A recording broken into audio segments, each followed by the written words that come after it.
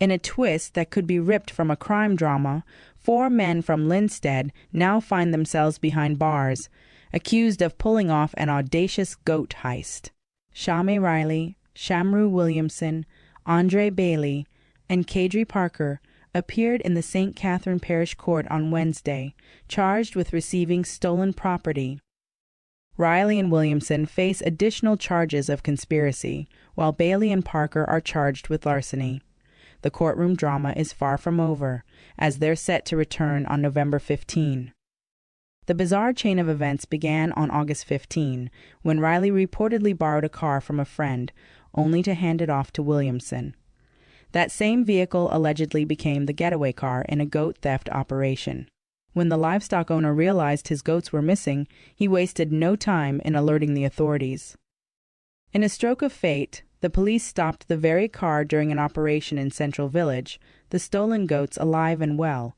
But when the men couldn't explain how they came into possession of the livestock, suspicions mounted and they were swiftly taken into custody. The final nail in the coffin came when the goat owner arrived at the police station, recognizing his precious animals. To make matters worse for the accused, the owner of the car, curious about his missing vehicle, also visited the station, unwittingly tying Riley to the caper. With all evidence pointing squarely at the accused, the 4 men were formally charged and now await their fate behind bars. A tense police operation in St. Andrew on Wednesday led to the dramatic arrest of a man caught with a loaded firearm. The incident unfolded on Seavright Drive around 4 p.m., when officers on patrol noticed a man behaving suspiciously. Sensing trouble, the man bolted, triggering a heart-pounding chase through the streets.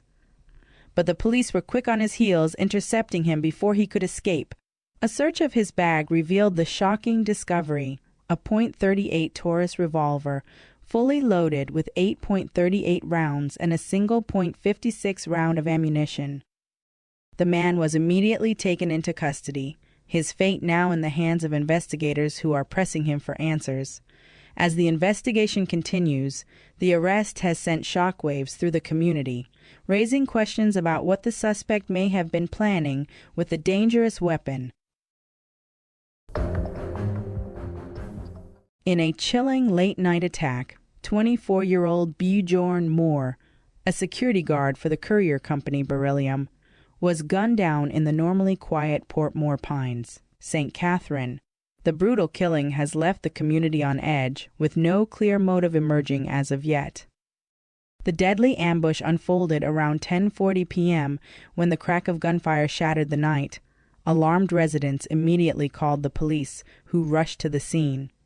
There they found Moore lying on the roadway, riddled with gunshot wounds, a grim sign of the violence that had just unfolded. Desperately clinging to life, Moore was rushed to the hospital, but his injuries proved too severe, and he was pronounced dead. The motive behind the fatal shooting remains a mystery, as investigators from the Portmore Criminal Investigation Branch worked tirelessly to unravel the circumstances surrounding the young man's tragic end. As the news spreads, fear and uncertainty ripple through Portmore Pines, with many left wondering who could have targeted the young guard and why. Furious residents of Sandy Bay, Hanover, stormed the streets at dawn on Wednesday, igniting fiery blockades to vent their outrage over the fatal shooting of Adair Vidal. The young man was killed during what police claim was a tense standoff last Friday. Flames and frustration clogged the main road, bringing traffic to a standstill until police swooped in to clear the way. The deadly incident unfolded when officers, armed with a warrant, descended on Vidal's home in Montpelier, Sandy Bay. Police allege that Vidal brandished a gun at them, forcing their hand. But that version of events has only fueled suspicion and anger among residents. Tensions escalated as protesters lashed out at what they called an unacceptable delay from the Independent Commission of Investigations Indicom, which has yet to return to the scene to collect crucial camera footage. As frustration simmered on the streets, a senior officer tried to quell the flames, confirming that Indicom is expected to return between Wednesday evening and Thursday morning to retrieve the footage that could finally shed light on the controversial killing. For over 3 electrifying decades, Shabba Ranks' iconic hit Tingling has reigned supreme, cementing its place as one of the dancehall legend's most unforgettable tracks.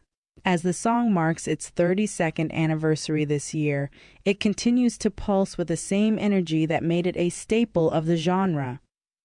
Born Rexton Gordon, Shabba Ranks exploded onto the 1980s and 1990s dancehall scene, captivating audiences with his larger-than-life persona and undeniable swagger. After delivering hits like Mr. Lover Man and Twice My Age, Shabba dropped Ting-a-Ling on his Grammy-winning album Extra Naked, securing his place among dancehall royalty. Produced by the legendary Jamaican duo Wyclif's Steely Johnson and Cleveland Clevie Brown, Ting-a-Ling sampled Bunny Wailer's Back to School, infusing a playful nursery rhyme feel with Shabba's signature boldness. Over the years, the song has been reimagined by artists like Burna Boy and Nicki Minaj, a testament to its enduring influence. Even today, it remains his most streamed track on Apple Music, a timeless anthem in dancehall culture. With its infectious beat and playful lyrics, Ting-a-Ling strikes the perfect balance between nostalgic 90s childhood vibes and Shabba's trademark braggadocio.